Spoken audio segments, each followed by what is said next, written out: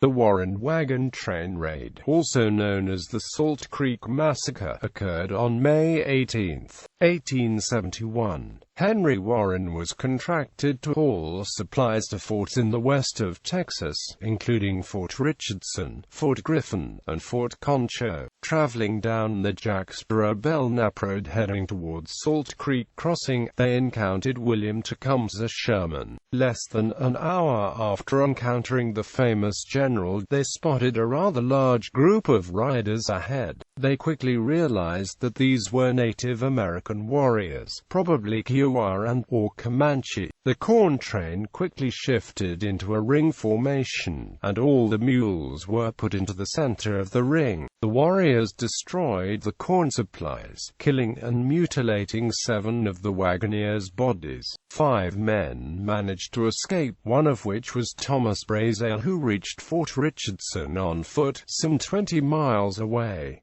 As soon as Col. Ranald S. Mackenzie learned of the incident, he informed Sherman. Sherman and Mackenzie searched for the warriors responsible for the raid. In the end, notwithstanding the intervention of Guard, well equipped with loaded rifles and revolvers and ready to fight, 3 of the war leaders involved were arrested at Fort Sill. Satank, and Aduete. Satank attempted to escape and was killed while traveling to Fort Richardson for trial. The other 2 were tried and convicted of murder. Raids. Many of the Native American warriors came from the Fort Sill Reservation in Indian Territory, confident that they could terrorize Texas and escape to safety across the Red River, which was another legal jurisdiction. The ambush had been planned by a large band of Kiowa warriors, approx 180 warriors, under the leadership of Satank, Mammontee, Big Tree, White Horse, Fast Bear, Yellow Wolf, and Eagle Heart. Hidden in a thicket of scrub in the Salt Creek Prairie, they observed the slow approach of General William Tecumseh Sherman's inspection retinue of approx 18 men.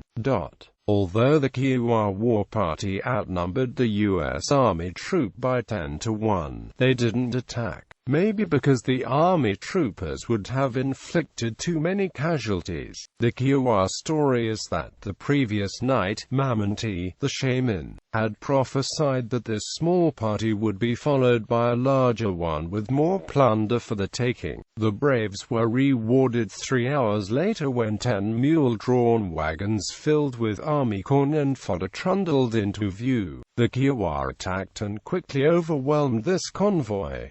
7 Moleskines were killed, while 5 managed to escape. One of the mule skinners was tortured to death with fire by the Kiowa, his tongue cut out. The warriors lost 3 of their own, but left with 40 mules heavily laden with supplies. It was well after dark before the white survivors reached the nearby Fort Richardson and told the harrowing tale to the very officer whose party had passed unharmed under the Kiowa guns. William Tecumseh Sherman. General Sherman ordered the arrests of the Indian war chiefs at Fort Sill. Satank was killed in the train as he tried to escape the column of United States soldiers.